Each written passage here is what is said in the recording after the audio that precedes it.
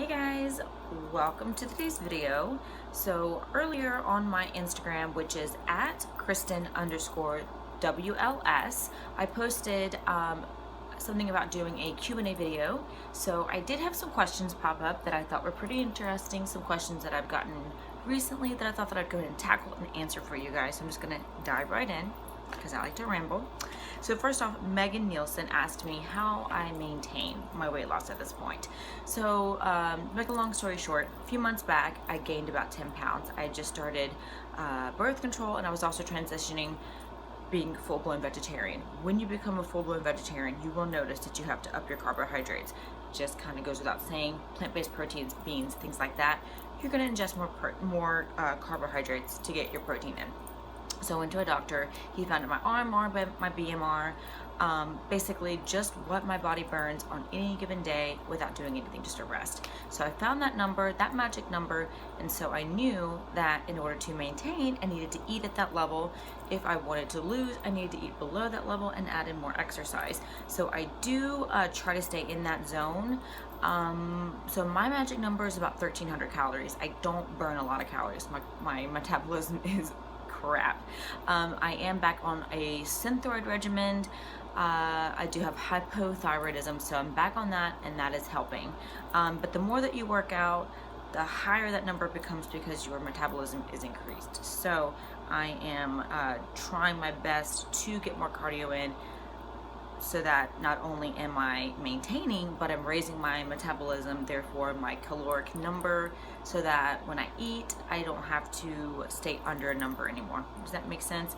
Your doctor can do it for you as well. It's really simple. There's a machine that you stand on and that you hold on to at the same time, and it puts electrical pulses through your body. So that's how I maintain. I just kind of stick to that magic number, and I don't go over it and I don't go below it, because going below it is actually just as bad for you.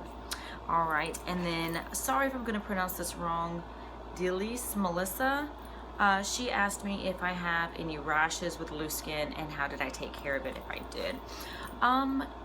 Actually, no. I will say this, when I was heavier, I would get rashes in the folds of my skin. I believe it was probably due more to high sugar intake and yeast accumulation in the body.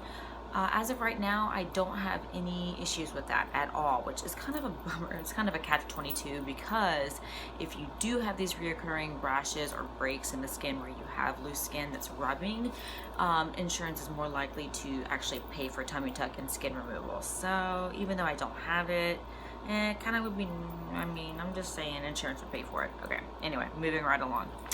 XOX Denise XOXO asked my recovery and how long the recovery process took and how painful it was. I'm assuming you meant the surgery itself.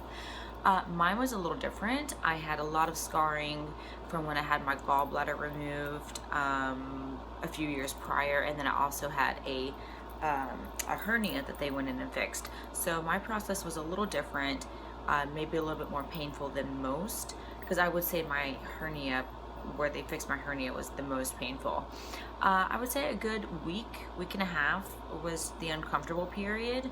Really just the first 24 to 48 hours was painful, but they give you, in the hospital, they give you like a pump that you can actually give yourself pain medication.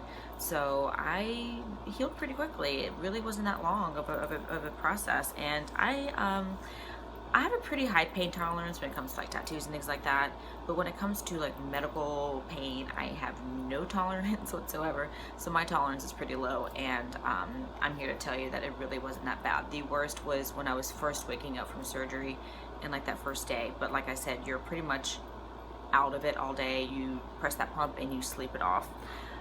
Beth's Burgers and also Violet Skies asked, how do you manage to stay happy when you have a weight loss doll? Excellent question. So what I do is I journal. There were times that I would not lose weight for a very long time, especially when I first had my surgery, and it was so disappointing and depressing that I went through such drastic measures to have the surgery. I was eating correctly, I was drinking my water, I was getting my protein in, I was exercising, and I would go weeks and even a month, 6 weeks I think was the longest, that I went where the scale did not budge. So what did I do? I took the scale physically, put it away, did not touch the scale, did not look at the scale, did not think of the scale, put my mind in other places. How did I feel?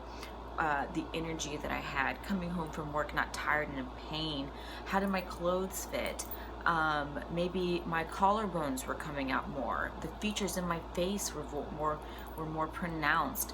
I looked at non-scale victories more than anything, and that will get you through those slumps. It will happen. Believe me, trust me. We all go through it. I went through it. Like I said, 6 weeks without a budge in the scale, and journaling was the best thing I could have ever done. Also vlogging, if you guys are interested in vlogging, even if it's just for yourself, keep a video diary. It helps tremendously. But trust and believe, once you get 2 years out like I am, you don't lose weight anymore. It's not like it used to be. So I'm happy if I lose a pound a month, you know what I mean? So get used to stalls and get used to plateaus, because that's the reality of life. Your body just hits a number that it's comfortable with, and that's where you're gonna be. Be happy with who you are and how you feel. That's gonna be the most important, something that I'm still working on. Okay. And Snow asked, change in diet, going to a vegetarian, and then recommended proteins. So like I said, I do a lot of plant-based proteins. So you're talking about I do soy, I do seitan, I don't do tempeh. Tempeh is disgusting. I do a lot of like I do like actually whey protein powder, hemp protein powder, anything like that, that's great. I also do the Zone Perfect bars. These are great. These are 15 grams of protein per bar.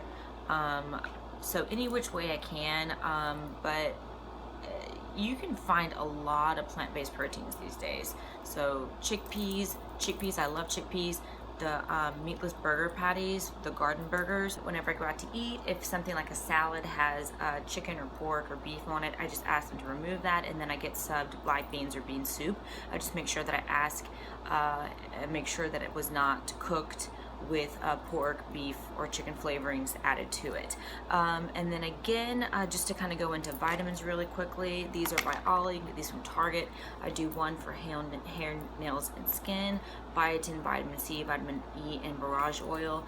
And then this is a woman's superfoods. It's got it's a multi-complex booster fruits, veggies, and everything else that I need. And then of course iron. I have to do iron. I have a super bad iron deficiency.